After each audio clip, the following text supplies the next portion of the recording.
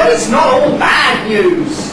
Full cut-off lanterns, which of course have been introduced in huge numbers in the past 15 years, have made an enormous difference to the amount of light being directed upward into the sky.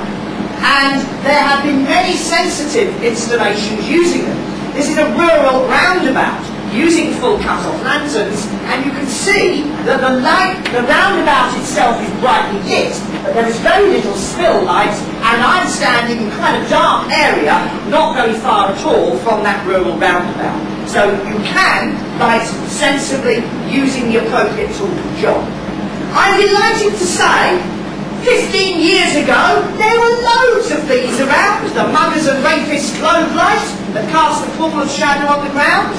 Now they're being phased out, and I think it's mainly due to the campaign for dark skies that these are being phased out. They may look pretty in the daytime, but they're pretty awful lights. They're not very efficient.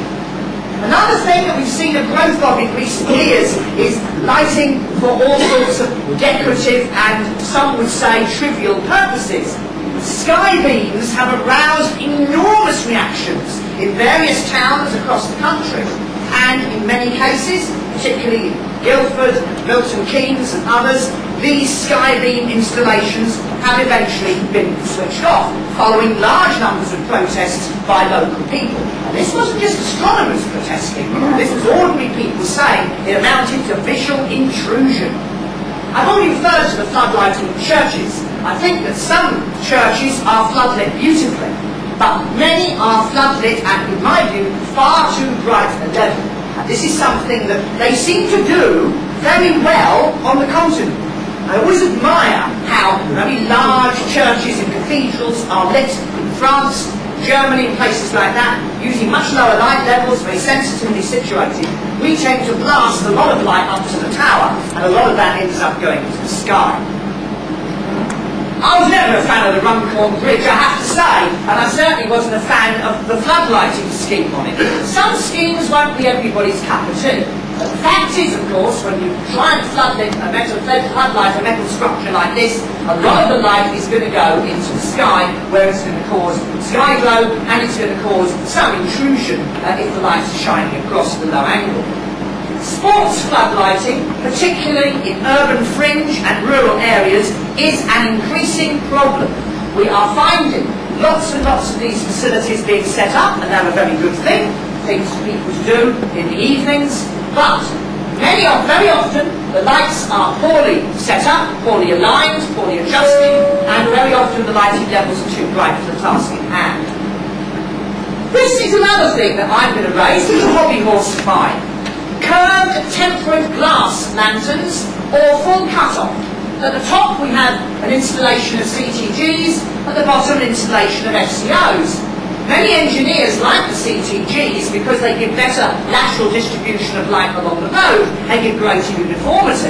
But, in my experience, it is my view that the sky glow that results from CTG installations is greater than that results from a similar installation of full cut-offs. What I would say today is I'd like to ask for more work to be done on this, because there has been a programme recently of putting in lots of CTG lanterns. You can make the spacing slightly wider, you get good uniformity, but I don't think that the result in terms of sky glow is anywhere near as good as with the full cut-off. My view. Now, unless you're worried about burglars coming by helicopter, security lights like this clearly are totally unnecessary, and yet they proliferate. There are security lights, 500 watts, 300 watts, even 1,000 watts in places, being put on buildings all over in the interest of security. Insecurity, more like. The fact is that lights this bright are just too bright, and they do nothing to increase nighttime safety or security. Much lower light levels would give a much better result. Now, of course, some forms of exterior lighting are now subject to statutory nuisance control through the Clean Neighbourhoods and Environment Act. Unfortunately, I think the way that this has been put together, and I know that Martin's going to talk a lot more about this later, which is excellent, the fact is I do not think that this really goes far enough, and I think in some ways it's made a rod for environmental health officers' backs It's very difficult sometimes to state whether statutory nuisance is being invoked, and that's one of the things that obviously will come through in the years ahead. But there are a great many exclusions to this Clean Neighbourhoods Environment Act. Very often the installations are the worst offenders. This is a train goods yard, one of the installations excluded from this act, and there are brilliant floodlights shining almost horizontally across the yard, causing a lot of glare and visual intrusion well beyond the perimeter of that place. Now, if we're to do something about the lighting in our cities, and we've done an enormous amount in the last 15 years working with the lighting professions, and by the way, I say to some of the people in this country who have been members of this campaign, who feel that the campaign for dark skies isn't militant enough. I say to you that when we started this campaign 17 years ago, we decided that this wasn't a war. This was going to be us working with lighting engineers, planners and other people to get the job done, and we knew it would take a long time. Militancy will not help our cause, and although some of you may say that we're in the pockets of the lighting profession, I can assure you that we are not, and if you speak to any of the lighting companies we've been involved in, we give them quite a hard time, and there are representatives of them here. So militancy is not the answer.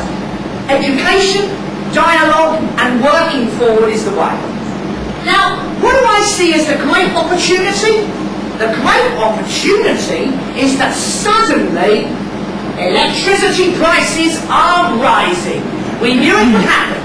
This is the watershed that we have reached, and I believe this is the single most important thing to happen in lighting for the past 15 years, and it will completely focus what we do in the next 15. This data, given to me by Richard Bird, West Somerset's county lighting engineer, shows the electricity prices, pence per kilowatt hour, since 99-2000 up to the prediction for 2007-08. You can see that after deregulation, prices dropped for a while, then they started to rise rapidly. And you can see here, with the price of approaching, predicted, of 9 pence per kilowatt hour, there is now very serious concerns about the cost of nighttime lighting. So, what can we do? Rising energy prices give us an opportunity. We need to identify any lights which might be unnecessary and could be removed. There probably won't be many, but there might be some. We should look. More importantly, we should identify locations where lighting levels may be reduced by one or more lighting classes. I refer to a case where a main road has gone through a town, a bypass has been built, and the main road through the town is still lit to main road standard, even though it may not be required. Again, you may want to leave the lighting like that, but at least look at the possibility of reducing the lighting class. Thirdly, part night lighting. Turning off certain lights between midnight and 5 AM. There was a lot of publicity given to Essex when areas of that decided they might like to do this, where Sussex has been doing it for some time. The fact is that if you look at it and you do it carefully, this can be done and result in considerable reductions. But you don't need to turn lights off. These days, with the use of electronic control gear for dimming, you can reduce lighting levels by the use of such control gear. And we would need to look at the lighting we have and say, right, what is the accident rates? What are the numbers of people using these towns, these roads, numbers of cars on the roads? And can we, after a certain time, whether it be 11 o'clock, midnight or whatever, can we dim those lights to reduce the level?